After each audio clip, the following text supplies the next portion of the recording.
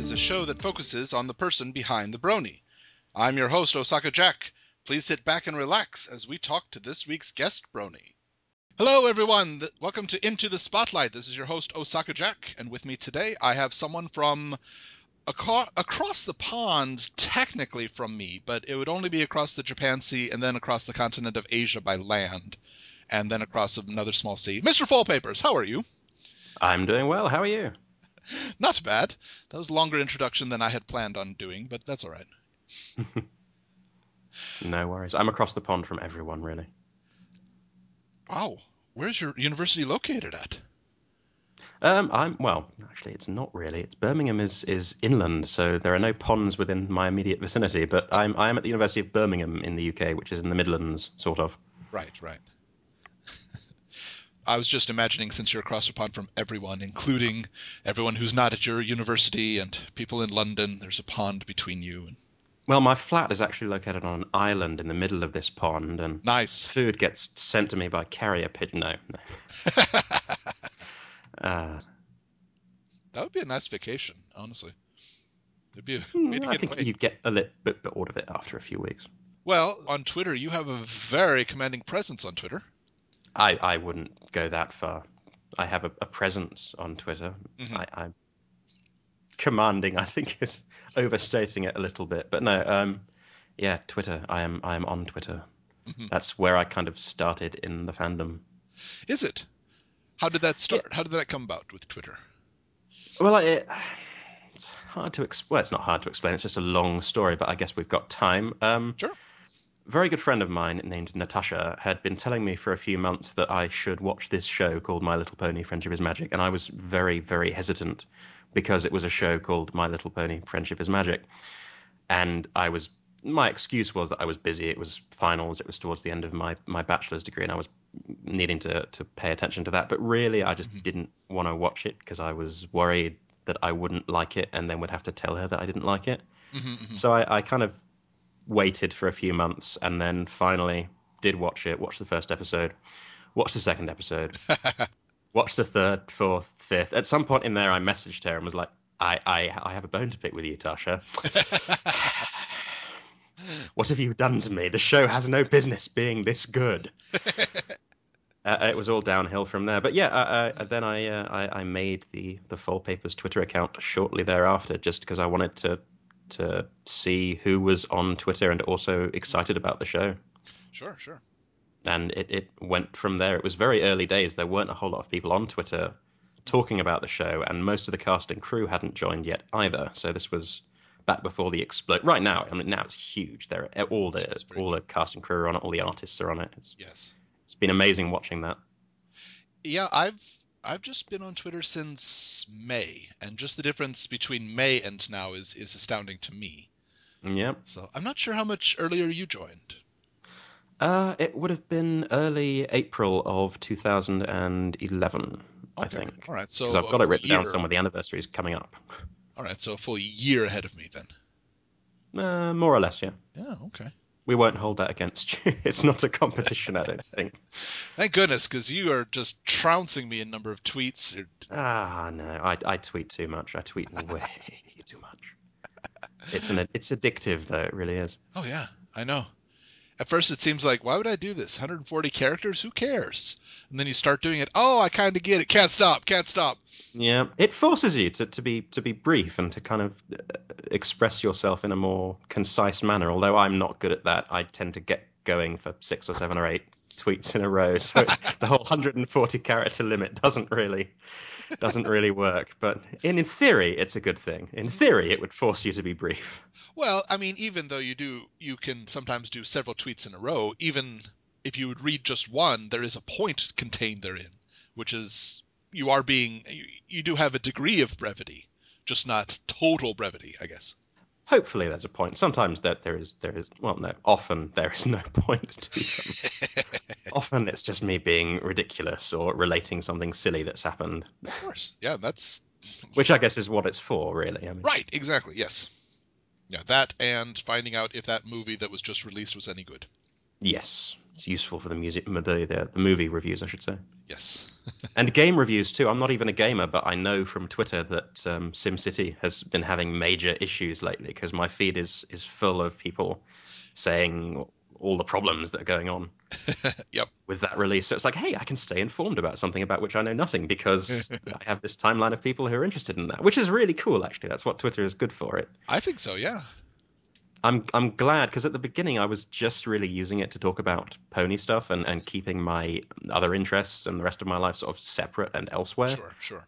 But slowly I kind of let more and more out, and now I think I talk about my academic nonsense more than I talk about my ponies, which I should probably look to that and make sure that Wow. I adjust the ratio back to where it belongs. I haven't heard anybody complain, or more specifically, I haven't listened to anybody complain. That's the other good thing. You can mute people. It's like, no, I have Yeah. to listen to the voice of criticism. I can't just ignore them. I would agree with you on that. Criticism, yes. I don't think you should block or mute somebody just for criticism. However, there are quite a lot of people who are just trolling for hate, and I've got no time in my life for that anymore. That's fair, and I've been quite lucky. I seem to have, I mean, knock on wood that it continues to be this way, but I seem to have avoided those people. They don't Hmm. tend to come after me, which I hope continues because I wouldn't like to have to deal with that. And watching how other people have had to deal with that, it's a real shame that Yes. people get their kicks that way. Yeah. Haven't you anything better to do with your time? Guess Yeah, not. But yeah. it's sad. Yes. But I can totally understand. When I started, I had my Twitter account, and then I made separate Pony account a few days later, and I started following people on the Pony account and following more and tweeting more and tweeting more. I think I last checked into the other account in December. I don't. That's the way it goes. I have other accounts. I have an account in my legal name actually that I was supposed to be Ah, using for academic stuff, and it has I think I follow one person on it who I also follow on Foalpapers. So yeah. at this point, the two worlds are just sort of collapsed. I can't do anything about it. Yep. I think that's the final step. When at first you say, "Well, I'm a brony, but I'm only a brony over here." So, and Uh, I just love the social media guidelines that get issued for conferences and that sort of thing, where they're saying, well, you have to keep your personal and professional life separate because it might come back later, and you don't want to give away too much to future employers. I'm like, oh, that ship has sailed. yes. I'm gonna have to just deal with that when it comes because I'm stuck now. Yep. Though I think it might be interesting in like 35, 40 years, somebody, you liked ponies? Still do. Got a problem with that? Luna is best pony. No, get off my lawn, you darn kids. No, no, my supervisors follow me on Twitter. Actually, no, one of them follows me on Twitter. The other one stalks me on Twitter. Oh, okay. Stalk is not the right word to use. She doesn't follow me, but anytime that I update anything that's sort of related to something she might be interested in commenting on, she will comment on. So clearly she is keeping an eye on me, which is, yeah, I'm terrified. And I think that's a good thing. I think if you're a student, you should be terrified of your supervisors or you're doing something wrong. Or Speaking maybe as that's a just me. teacher, I can partially agree. Yeah. I, if I think it goes to the Mary Shelley's Frankenstein, the quote from Frankenstein: "If I will not be loved, I will be feared." Secretly, in fact, Twilight is terrified of something. No, no, that's not a nice thing to say. Well, it's absolutely true. I mean, just take a look at Lesson Zero. That episode, that's actually, I think, I'm not prepared to say it's my favorite episode, but it's certainly in the top five just because of the relationship dynamic between Celestia and Twilight, and the fact that I Oh, could sure. relate so much to not wanting to disappoint your mentor. That Exactly. was my senior year of my bachelor's degree right there. I call my professor, who is my supervisor, my Princess Celestia. That's how I refer to her. Whereas my current supervisors are Discord and Trollestia. Nice. Hope they don't Little bit listen to harder this. to please them. Yes, little bit. You would actually have Ah, to anti-do the work that you did with the previous one to please those. Oh my. well, it gets ridiculous. Twitter, Twitter. Well, it was. We did mention it a little bit, but you are at University of Birmingham, not for undergraduate. You're in the graduate program at this point. I am doing a master's degree. Yes. Woohoo! It, thank you. Yes.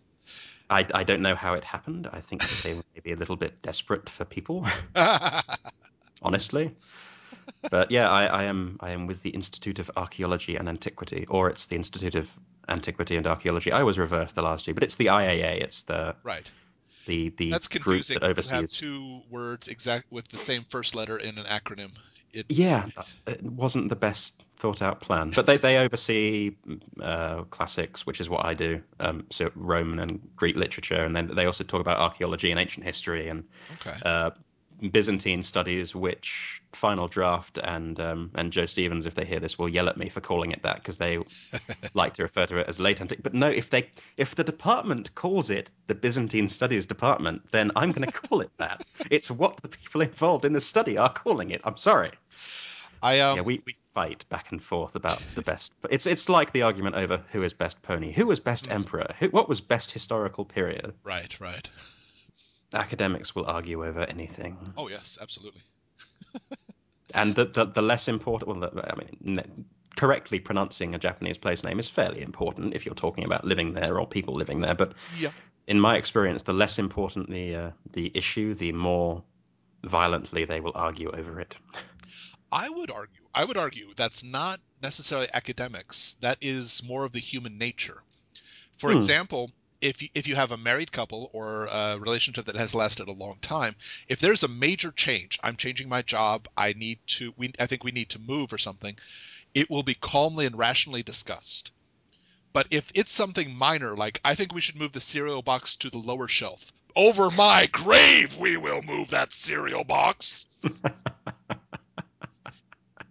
From what Yeah, what I can see, it seems to be that the minor things are the conflicts. I'm now thinking of friends who have been in, married couples that I know, and yeah, I can. That makes a lot of sense. Hmm. So I I've can never really thought understand about it that way before. how it's annoying how everyone would fight over uh, minutia, but I honestly believe that's part of our condition as humans. I was at a seminar last year or late last year where they were talking about fragments of an ancient parchment, Hmm. and the argument over where a certain fragment fitted into the rest of the manuscript Yeah. had been going on about 60 years, back and forth between published papers of these three academics. It was like, it shall fit in here. No, if it makes more sense if it fits in here, because if you look at, well, this technology has just developed, so we can look at it this way, and actually it fits in better there, and the word order and the metrical patterns, and it's like, okay, I can, if, cool, this is the argument you want to have, okay. This is the contribution to human knowledge. I'm not going to So for begrudge them that. anybody out there who wishes to troll future archaeologists, when you make a time capsule or something, add a piece of a document from a different Yes, book into the absolutely. actual book and just laugh. You will cause no end of grief down the line. So much ink will be spilled over where it's supposed to fit into the book, and no one will dare suggest that it doesn't actually come from the book. That sounds like the academic version of a long and terrible battle. Ink will be spilled. Ink will be spilled. The Yeah. rivers will run black with your washed away theses. Ah, well, the pen is supposed to be mightier than the sword, right? That's what they say. Indeed. Though I have to say, when somebody is writing Japanese, there are no spaces naturally. Hmm. Each character is right next to each other. It is very important to teach kids how to use spaces when they write that out. The pen is mightier than the sword. Pen is mightier than the sword. Please put a space there. We were going down the dirty road now, are we? Yeah, I just had to mention it because it was funny to read. The first time I read that, like, well, you've got okay. There was an image someone tweeted the other day that was something similar. It was a business card, but the kerning was off. So Oh, final had become something else if you stick the F and the I too close together. Yeah, it went downhill from there. yeah. So it's the importance of spacing, yes, when you are writing out characters in any character set. I think honestly, one of the most ironic things I've seen in the last 6 months or so was just last week. The esteemed M.A. Larson Mm. admitted to, I've lost the name, where the Writers Guild. Yes, yes. Yes, and did you see the terrible kerning on his certificate? I don't think I did actually. I may have only glanced over it because I don't really care about stuff that's going on with me. No, Yeah. I can't stand the guy, to be honest with you. So he got into the Writers Guild. He's got a book coming out. He's written all these episodes. I could take or leave that. Really. As we're doing this interview right now, Foalpapers' image is a purple button that says, "I believe in M.A. Larson." You had to point that out, didn't you?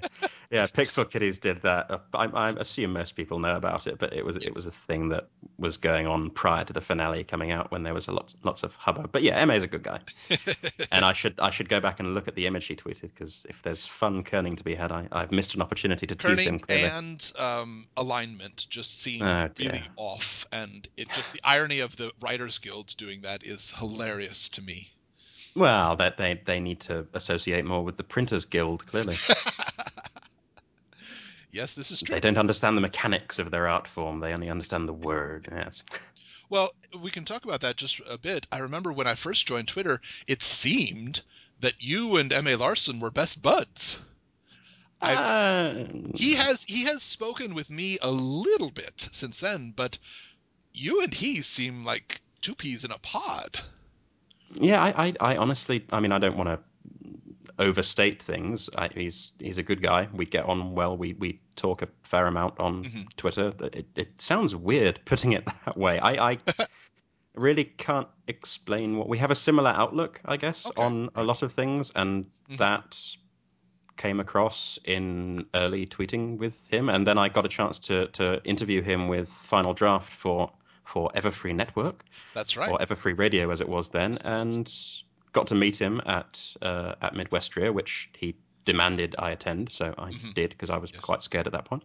And I think an important thing when you mentioned that you had similar outlooks during the entire time of Midwestria, uh, the pictures for you and for he were Yeah. switched. I can't remember whose idea that was, but that was quite fun. That was a good con. It's a shame it's not happening this year, but Yeah. 2014. So if you're listening to this, Mm. go to Midwestria in 2014 because it's a good time. Yes, absolutely. I have no problem plugging that convention. That was a very nicely done convention.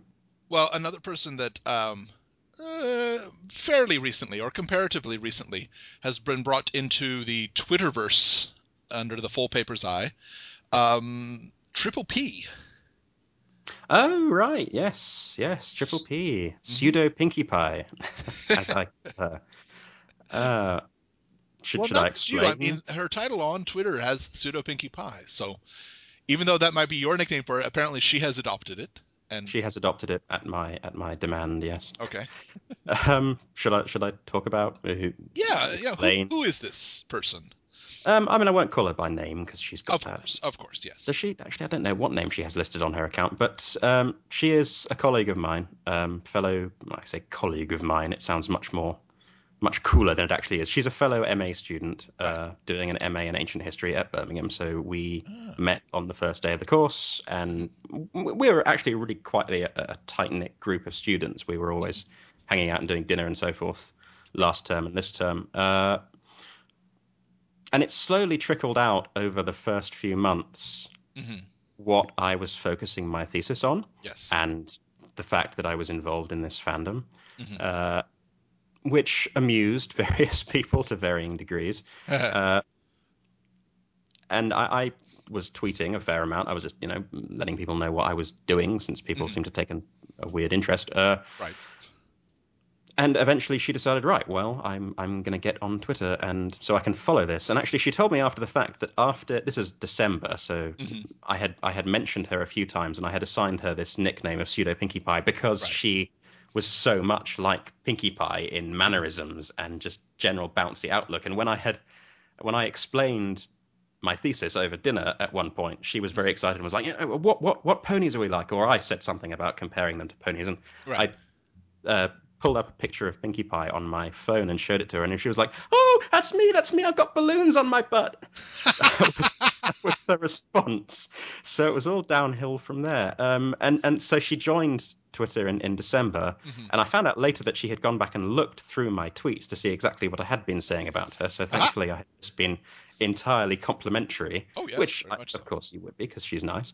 Yeah. Um, And yeah, she's taken to it. I think she has more. No, she doesn't. She has people following her who don't follow me. They've found her and assumed she's a brony, even though she hasn't seen a single episode Oh of my. the show yet.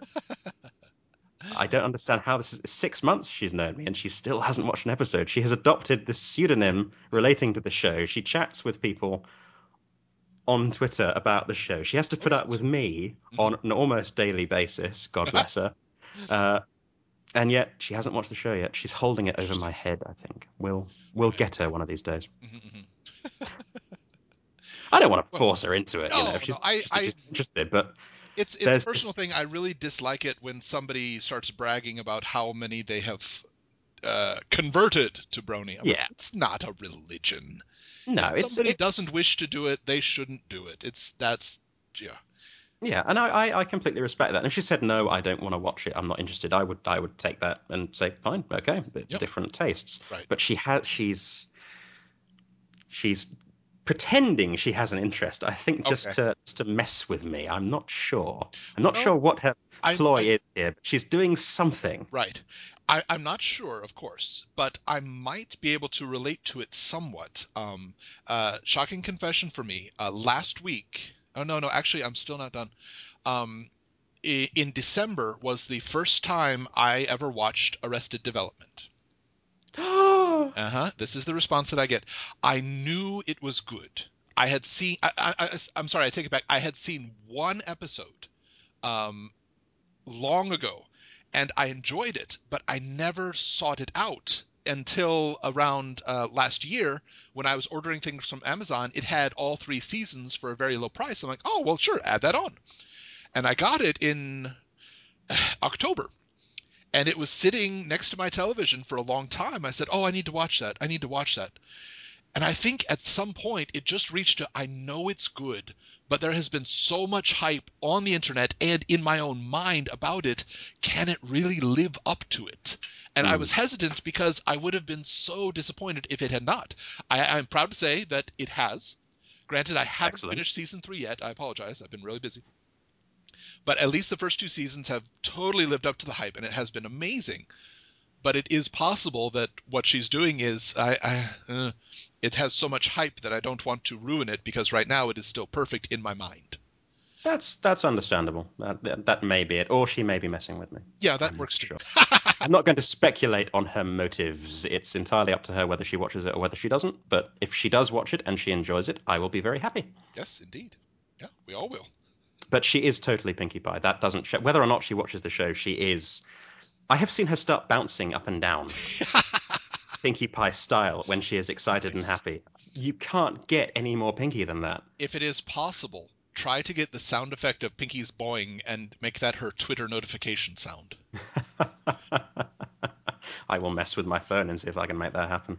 I don't think I do. I don't have a weird text alert for her. Right. As soon as I'm If done here. okay, my suggestion would be to use one of the exasperated Pinky intense shouts from the Wonderbolts Academy episode. Where Rainbow Dash is starting to leave and she pulls out the huge megaphone. Don't forget to write! That would make a great text alert. Yes, I think so. Oh, brilliant. Yeah, I will have some fun with that. I do have one set for other people. I have one set where it's Spike's huge no when Rarity gets pulled down in the Diamond Dogs Right. episode. I won't say whose is I'm going to that, but guess when I one of your receive a text from supervisors. that, I'm going to guess a supervisor. no, no, No. although that would work for him. uh, yeah, ponies have invaded my phone as well. My phone and my laptop. I was in a seminar yesterday. I was yesterday, and I pulled open my laptop, and one of my colleagues, as I call them, saw my desktop background, which is Twilight, looking all studious, and Right. she just giggled at me, and I'm like, yeah, I know, I know, I know. I actually met up with a brony today. Oh He yeah, lives in Kyoto, but he doesn't have a phone, which honestly I'm shocked in this day and age. He doesn't have a phone, wow, so that's an accomplishment. I know. So it was more difficult. We had to plan how we were going to meet, and neither of us had really been to that specific area, so we didn't know what landmarks or whatever to look. We just knew, all right, go to Kyoto Station Central exit, and I said, just look for my bag. And he found me in 2 minutes, he said. It took exactly 2 minutes, and he found me exactly just from that. My bag has Fluttershy in the cell phone pocket and about 30 or 40 of the pony pins all over it. Excellent. So, yep, I understand. It's a calling card now. The first week I got here, I was walking away from, actually, I think it was like the third day I got here. I was walking from my flat to the university and I passed a guy and I did kind of a double take because I looked at his shirt and I think, should I just see what I think I saw? And I walked a couple more steps and he was getting away from me. So I turned and sort of jogged back to him to make sure. And yes, sure enough, it was Final Scratch on his T-shirt. So I gave him a big bro hoof and then we continued on our way. But he is the only brony that I have met in Birmingham because I got lost when I tried to go to a meet one time. Right, I remember that. But no, I don't have a whole lot of merch. I have T-shirts, but they're all really subtle. Right, so unless you were in the know, I mean, they don't really. Only one of them has a pony on it, and it's the Your Face, Pixel Kitties, We Love Fine one. But the rest of them are all sort of, what does that mean? What? University of Candorlard? Is that a real place? Yeah, I got my BA from there. Yep. Yeah. I don't know, BA or BS, one of the two. There is not much separating them. I did English literature, so I do have a BA and BS, basically. Yep. That's what it amounts to. Oh, and I think it should be mentioned at some point. Most people listening probably know, but what is your thesis going to be on? When I figure that out, I'll tell you. No, very loosely, because I'm still in research mode and I'm still working it all out. But it's, how do I explain this? How do I explain it to myself first? Within classics as a discipline, which, as I said, is Greek and Roman literature and philosophy and history thrown in, there is a section of the discipline that deals with how classics is used today. Okay. Now, generally speaking, up until about in the 1970s, 1980s, the material that these people looked at was stuff like Shakespeare or Milton or Dante. You know, how is Greek mythology used in these, or what is Shakespeare drawing on when he names his character X, Y, or Z, or what's he doing in Julius Caesar? How does this differ from actual events as recorded by whatever historian?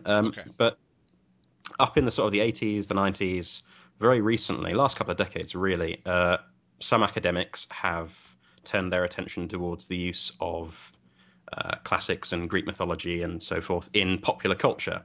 So they've looked at the films of the 50s and 60s, the sort of Spartacus, the sword and sandal genre, and then they've looked at the TV shows that have come out since Gladiator. Right. So Spartacus, Blood, and Spartacus Vengeance. I'm trying to remember the name of it, but all of those shows, and 300 is very popular as well. Sure.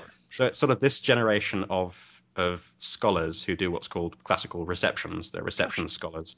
Look at the use of this in popular culture and get sneered at by the older set of academics, but don't care. Right. And so I decided rather oddly, when I first got here, I was looking for a thesis topic, and I had done a little bit of work for panels and just my own interest in the use of Greek mythology in MLP. Right. And I decided after conversations with people here and people online that I may as well make that my actual thesis topic. So that was a very roundabout way of explaining that my thesis topic is the use of Greek mythology, specifically the Pegasi myth, in MLP, and why it's relevant that they're doing this. Yeah, okay. I think that's a great one. Do what you know. Yeah, I'm sticking to what because I'm a geek. I know popular culture. Obviously, I know MLP fairly well, and I love classics. I love mythology. So I may as well combine them. This is and it's not quite as. I mean, it sounds ridiculous on the surface of it, or possibly I'm the only one who thinks it sounds ridiculous, and other people are actually just treat it seriously. But there are dissertations that have been published on Roman beer manufacturing. Sure. There have been there's a great article I was tweeting about a month or so ago that was written by my supervisor about the use of classics and Greek and Roman imagery in modern pornography. There you go. I'm not sure if I can say that on this show. We can say the word pornography. Let's just not say some of the titles that were drawn upon. I will not go into detail. You can draw your own conclusions, but it's It's fair. It really is, Hmm. because realistically, anything that deals with Greece and Rome falls under the purview of someone in the classics field. You Sure, just have to be kind of uh, uninhibited, sure. insane enough to roll with it and actually Hmm. pursue it properly. Yeah, okay. I think that's wonderful, honestly. I really adhere to the idea of knowledge for knowledge's sake. And it impresses me so much when somebody's able to pursue it an avenue that somebody else might not have noticed because they like it. And I think it just makes that much of a difference. Somebody, I like this, and well, I guess the pornography one maybe not quite as much. I like this, but if they can show how two things are two different, seemingly different things are very much related, then it's really interesting to listen to. And I'm trying to, I mean, I'm with you mainly on the knowledge for knowledge sake, but I'm trying to make it practical in a sense, or at Sure. least show that there is a certain relevance, because Right. that's something that sometimes is lacking in this kind of scholarship. It's saying that these things are connected, but not necessarily demonstrating a relevance, which you don't Hmm. necessarily have to do, but it's Sure. nice if you can. Yeah. Um, so my current sort of working idea is that the use of the Pegasi differs so much from how Pegasi are usually used in popular culture, Very true. uh, that it reveals something about changing social values, specifically with the depiction of women and heroism, Hmm. especially in media targeted at children. So it's all kind of still percolating, but Right. Hmm. I'm intuiting what direction I want to take it in. I think I sound it's pretentious when I say that, don't I? no, I'm no, no, no, no. I, intuiting what direction I want to take it in. God. I, I have used the phrase before, and a lot of people liked it when I used it. Mentally digesting. Yeah, There's yeah, that we'll go with that. whenever I watch a good movie or a book or or even learn things, I need a time to not think about it and to let it like settle before I revisit it and decide what that actually means to me. And I find that you get a lot more inspiration if you give yourself time to think about it without Hmm. thinking about it. Let it sit. Let the if you want to go into it, I wouldn't specifically say it, but if you let the subconscious connections connect and then bring it back to the surface. It does take time. It's been an interesting process watching the thesis kind of evolve as I've brought in different sources and just taken different turns. It's Mhm. yeah, I kind of have a destination in mind, but really it's about the journey, if we're going to put it that way. You kind of figure out your argument as you go, which other people might come into it with Mhm.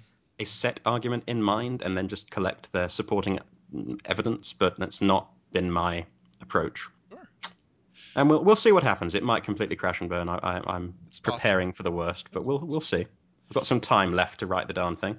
If when you finish, and I'm gonna, and you know what? Forget the if. When you finish, will this be something that can be read by anybody, or will they have to That wait for it published? that's my intent. Okay.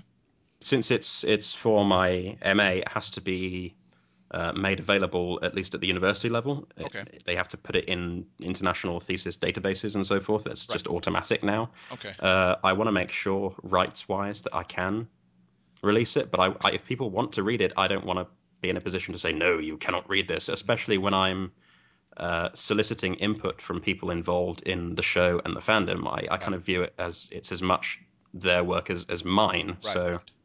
I want people to be able to read it if they want to. So I will do what I can to make that happen. Nice.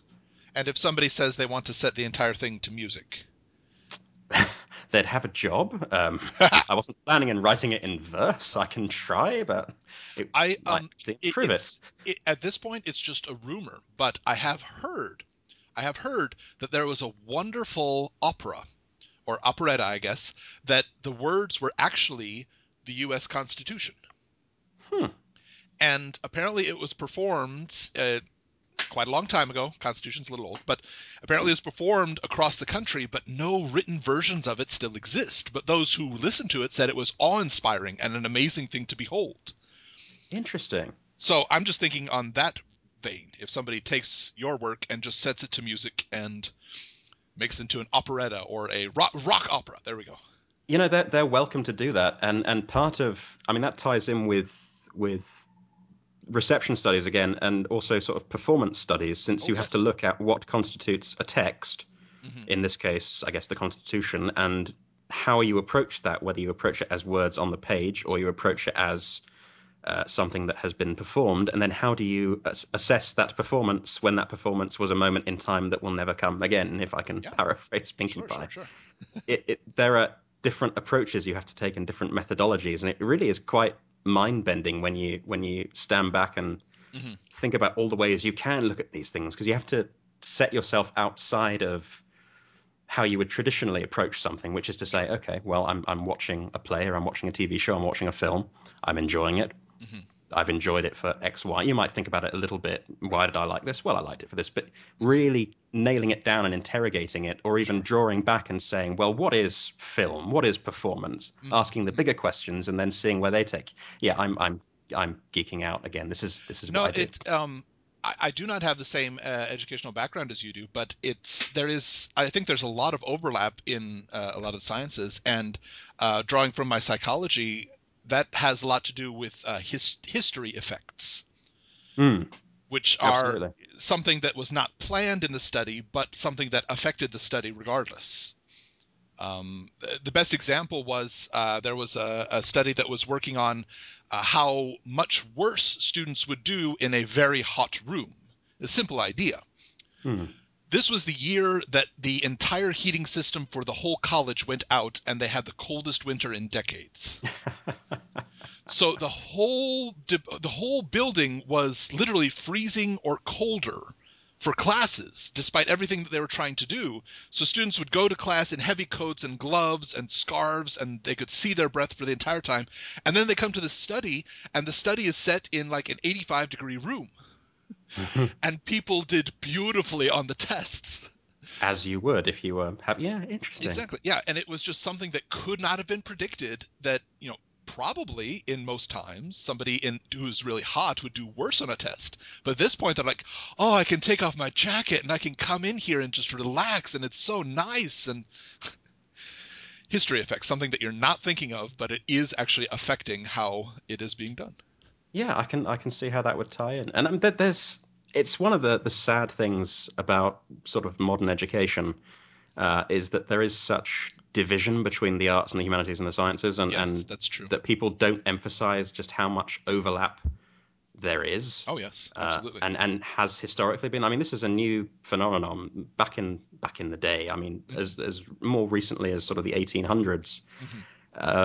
Biology, chemistry, they were all considered natural philosophy. They were the practical side of philosophy. I mean, philosophy and science nowadays, you wouldn't really throw them together unless you're you see what I'm saying. You see what I'm driving at. Oh yes, absolutely, yes. And I can tell you, probably the same for your case, but even just within psychology, you would start to have cognitive psychologists disagreeing with the social psychologists, disagreeing with the clinical psychologists on the best way to do things. And soon it became harder to study the other areas because your professor wasn't one of them and didn't want to talk about it. Yeah, and you see that you see people getting entrenched in their ideas in I mean, archaeology is a great example. You have the practical archaeologists who are out in the field, and then you have the people who are much more about theory and what you do when you have the artifacts. And if they're not communicating with each other, then you have a lot of problems. You are slowing down the progression of your field as a whole, which is why I like classics, because it is very interdisciplinary. You are drawing from the work of a lot of different specialties and fields. Right. And if you're someone like me, you get to play with completely different fields. You get to play with media studies, or That's nice. You get to bring in queer theory and gender studies, all sorts of great stuff you can bring in. And I can bring in critical theory from my English literature background as well, which is fun. I can write about post-structuralism. I'm getting excited. Now I'm bouncing up and down Pinkie Pie style. That's how you know it's something that's worth doing, when you get excited about doing it. Yes. But the education system right now is changing rapidly because of the influx of technology, and no one is quite sure how that's going to really shake the foundations of academia. And academia will survive, it will evolve. But if anything good comes out of the shake-up, I'm hoping that it's going to be increased communication between departments and specialties and disciplines that usually, historically, would not have talked very much. I want reunification between the different branches of human knowledge because we're all trying to do the same thing. We're all Yes, very true. looking for answers. That sounds really... Again, I'm What being was the one pretentious. quote? The light of knowledge does not shine in one place. Oh, what is the exact quote? I've lost it. I don't recall it, but yeah. Ah! You can Google it if you want. Google. The light of Yes, yes. knowledge is Google. Or Wikipedia. No, I can't say that. In defense of Wikipedia, actually, if there are students listening, Wikipedia is useful. Don't cite it directly, but use it to find other sources. Use it as a nice starting point if you're unsure of something. I have been told that by tenured academics, so you're allowed. Don't accept a different answer. Yeah, I can talk about that sort of nonsense for hours, but I have to confess that a lot of it is... Oh, no. It's definitely a specialty field. I don't know that everybody would enjoy it. I enjoy hearing you speak of it because you have a passion for it. And Well, that's... Sorry, go ahead. I enjoy hearing people speak about what they're passionate about. I really do. That is the other side of the practicality question when it comes to dealing with, pop culture and mythology and Greek stuff in there. It's a really good avenue to open up the field for people who otherwise wouldn't necessarily be as interested. I mean, everyone, if you say Hercules, everyone knows. Even if they don't know the exact details, they will be able to identify, oh, Hercules, right, Greek hero. So it's one of the reasons that that a lot of universities are teaching, Greek mythology in popular culture. They will use these as courses to attract people to the discipline who might otherwise have ignored it completely. And it's the gateway drug, if you like, Right. And then you will start learning Attic Greek and Latin, and then you will start reading Herodotus and so forth. That's the idea. We're trying to trap you, really. Oh, of course, yes. You will become one of us and enjoy learning. Well, I say that facetiously, but really, I mean, if Oh no, I said it as a joke too, but yeah, it's so nice when I have a student who starts saying that. I want to study more. I'm so proud. Yes, it's a beautiful thing, especially when it comes to something like classics, which is so often, this dusty old books. It's dry, dreary, sitting in a room chanting Latin. I can't even think of any Latin off the top of my head. It's fun, and it's for everyone. You don't have to like it. We're back to the MLP thing. Sure. You don't have to like it, but it's yours to give it a shot if you wish to. Don't feel deterred. Right. Go ahead and give it a shot. Don't let anyone tell you that it's beyond you or not suitable for you. Because that kind of attitude annoys me. That's an older attitude that you still find entrenched in some areas of academia, and the sooner it just about disappears, everywhere there will always be resistance to change, and sometimes that's good. I don't want to change eating and drinking. I like to keep those, but at the same time, yeah. If you want to learn something, don't let anyone tell you that you can't. You set your own limits on that. Yep, absolutely. Well, a question that I ask in all of my interviews and has yet to be responded to without a pause. What would you say is the one line or one scene in all of My Little Pony that defines you as a brony? See, I knew in the back of my head that you were going to ask this because I've listened to other episodes and you reminded me when we were warming up, but I couldn't remember the exact nature, so I've been trying to think of one, but that's a tough question. The one line that defines me as a I also accept scene, or occasionally somebody has said a whole episode, which I think that was a little bending the rules, but okay, whatever. I'm trying to think of a line. I can give you a scene while I'm thinking of a line. Sure. I can give you the scene that kind of hooked me and got me interested in the rest of it, which was the scene in the second part of the pilot. With Fluttershy and the Manticore. Yes. I'm like, hey, hold on, I know this. This is the story of Androcles, only they're using a Pegasus and a Manticore instead of a slave and a lion. This show actually might have something going for it. So, I kind of warmed up to it by that point anyway, but that was the one moment where I was like, okay, yep, I need to watch more of this and find out what's going on. But the one line, probably Lesson Zero. Okay. I know there are going to be ones from before that, but again, I always come back to that episode because I related to it so strongly. Sure. Yeah, I would think the line towards the end when Celestia has just descended from on high, and Twilight's like, if you need me, I'll be in Magic Kindergarten for that line there. It's the line that I'm saying is defining me as a brony, and I can't even recall it correctly. But Mm. maybe that's a bad choice. It I doesn't. don't think it's That's a bad choice. It's a good, quick summation of what you feel is the worst thing that's going to happen to you right now. Yeah, well, that just defines me as paranoid and neurotic about my work. That doesn't define me as a brony. Um, Although it's a nice line. It's a nice moment. I love that episode. Sure. Line that defines me as a brony, defines my actual fandom. Oh, that's a really tough question. Oh dear. Oh, you've thrown me for a loop here. I must think of something clever. I must think of something clever. I must do so now.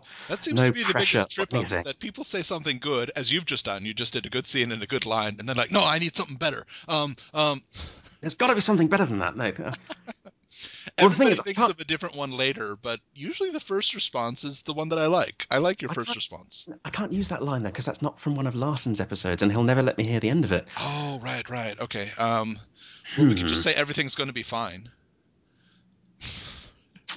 Actually, well, that kind of works for my general outlook. No, I'll tell you what, I'm gonna stick with my lesson zero answer Okay. until I can think of something better. All right. And then if something better comes to me, we'll roll with that. You've stumped me completely. I feel like such a bad brony. I can't even remember any decent dialogue. I'm gonna throw me out of the fandom now. Thanks. Oh, sorry. It was nice while it lasted. Yeah. This is why we can't have nice things, Foley. The line is, "Goodbye, girls. If you care to visit, I'll be in Magic Kindergarten back in Canterlot." And it's just the delivery as well makes that because it's just so Yes. heartbroken. And Mhm. oh, Twilight, she just needs a hug in that moment. I'm now looking through the episode list, trying to think if I can think of anything else. Actually, I have thought of one, but it's Okay. not a line; it's a scene again. Okay. All right. I need to make sure I get it right. So it is from a Larson episode, but Okay. coincidentally, I'm not just trying to make sure I stay in his Sure. evil books. Where are we? Where is it? It is from the Cutie Mark Chronicles. Okay. So that's going to cause issues. That's going to cause drama. Are there people who Really? still dislike the CMC? I Hasn't everyone kind of warmed to them at this point? I would hope so. I think that the CMC had an incredibly strong showing in season 3. Oh yeah. Okay, so it's towards the end. Fluttershy Island. Do you realize what this means? All of us had a special connection before we even met.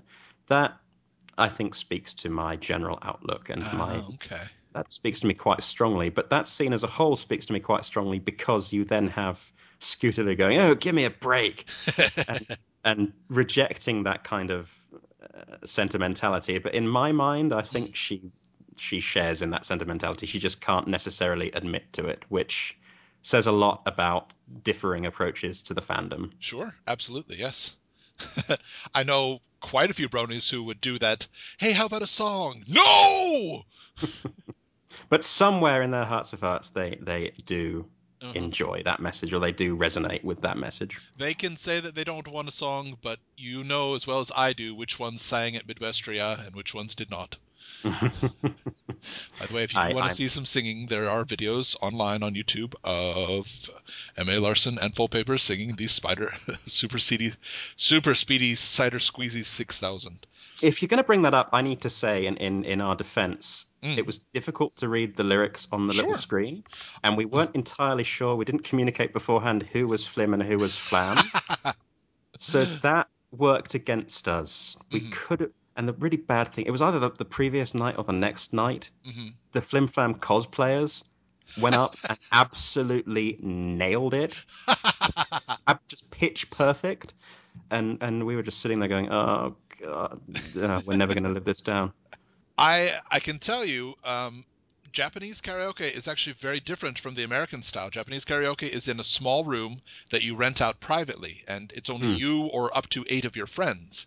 So it's different from the karaoke bars that are in America. But I can tell you from a lot of karaoke experience, if a group of 2 people is singing a song badly, it is just as popular as if somebody is singing it perfectly.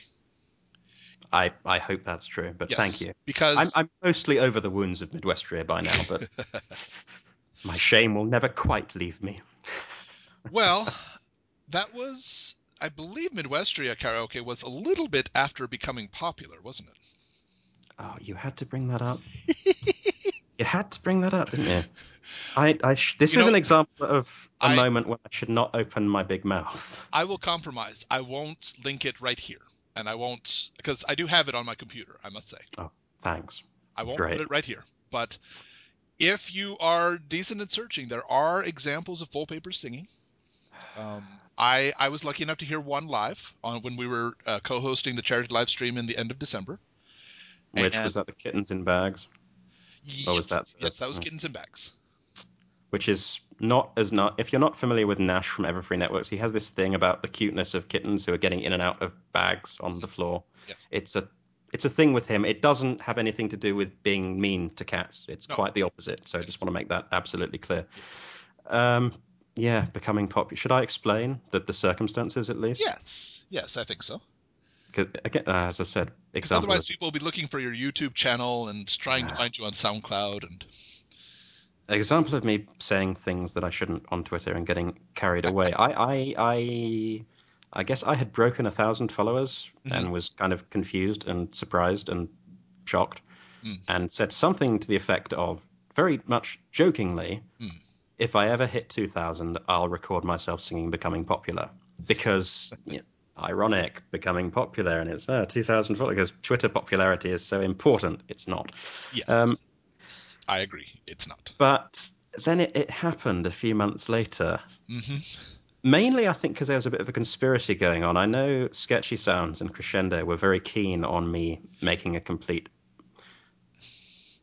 expletive Donkey. delete of myself, donkey of myself. So they got people following me. So eventually I did have to, record myself singing Becoming Popular. And true to my word, I posted on YouTube and I have yet to live it down. Mm. Someone told me they had it as their ringtone. Nice. That's interesting. I don't Not have it as nice. ringtone, but. Uh, And I know that the character that you've chosen as your OC, for a time, there are actually quite a few pictures out there. I think Nami did a picture of him wearing a crown and yeah. having Rarity's cutie mark taped over his. Which has become a thing in and of itself now, because now I Yes. can't really be seen without a big crown thingy on my OC's head.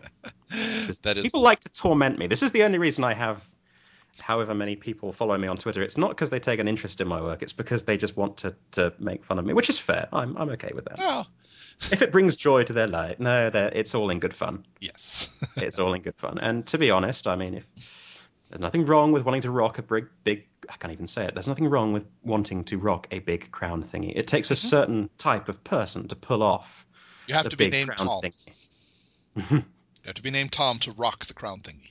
Ah, Whoa. that was bad. Thank you. The Thank bad you. puns. That's the other reason. If you're Yes. not on Twitter and you're listening to this, join Twitter for the bad puns that get thrown back and forth between you and Stefan Andrews. It's Yes. amazing. Yeah, there's a lot of bad ones. I think actually I just tweeted it today. It just occurred to me. I said, now that season 3 is finished and we've heard all of the songs, I think it's safe to say that Daniel Ingram has raised the bar. Raised the bar. One, One, two, two. three, four. Yeah, I saw that. I may have face palmed. I'm pretty sure I did. I'll face palm again. And then it got stuck in my head. So thanks for that. Yes, that was the point. I've got my guitar now though as well, so I could really, That's true. really butcher some music. Not just butcher Which the singing, has but butcher the which honestly your guitar whole has one thing. of the most I mean that was the biggest coincidence I've seen in a long time, the naming. Celine? Yeah. Just I mean I tweeted you right after that. That is character that in a game that I've been playing for the last Oh right, yeah. 60 days or so. I I I wasn't stalking you, I promise. It was Oh, just nobody knew that. I just saw yours and like, what the? Whoa! it seemed right for it. I mean it's a black guitar, so I thought, yeah, well, what's okay, Night, we'll go with that. Okay, so Celine or Luna, and Luna is just too obvious, so we'll go with Celine. Nice.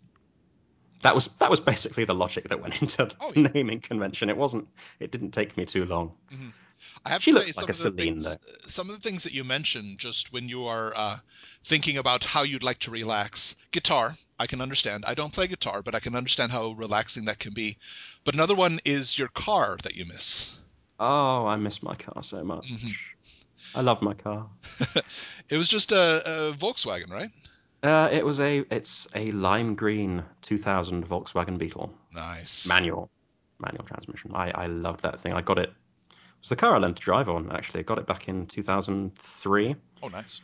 Uh, yeah, learned to drive on it, put 100,000 miles on it, and now it is sitting up in Boston in my parents' garage from when I moved from Maryland to Birmingham. They are keeping an eye on it for me, so when I return to Good. the States, I will still have it if it still runs. That's nice. That's nice. But yeah, I love my car to death. Oh yeah.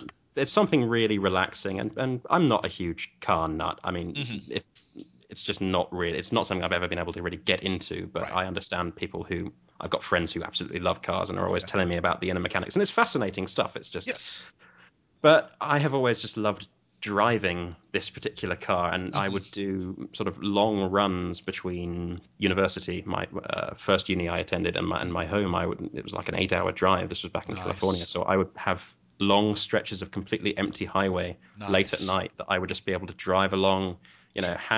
one hand on the wheel, other hand on the window, Nice. uh, just I letting the air flow through and then Oh yeah. blaring music. It's a magnificent moment. Those are the Mm. little moments that are just joyous. My first car that was actually mine is actually the last car I had.